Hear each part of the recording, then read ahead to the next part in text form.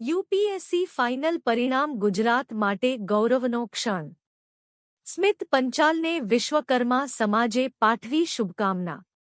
નું ફાઇનલ પરિણામ જાહેર થતા ગુજરાત માટે ગૌરવનો ક્ષણ આવ્યો છે.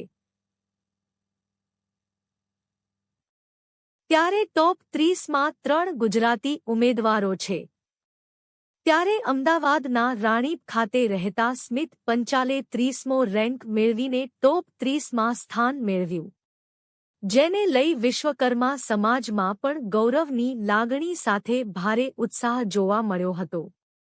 ત્યારે વિશ્વકર્મા સમાજના રાજકીય આગેવાનો, સામાજિક આગેવાનો અને સમાજના લોકો, પરિવારજનો મોટી સંખ્યામાં સ્મિત પંચાલના ઘરે શુભકામના આપવા ઉમટી પડ્યા હતા અને કારકિર્દીમાં દેશનું નામ ઊંચું કરે તેવા શુભ આશીષ પાઠવ્યા. યુપીએસસીનું ફાઇનલ પરિણામ ગુજરાત માટે ગૌરવ. ટોપ 30માં 3 ગુજરાતી ઉમેદવારો.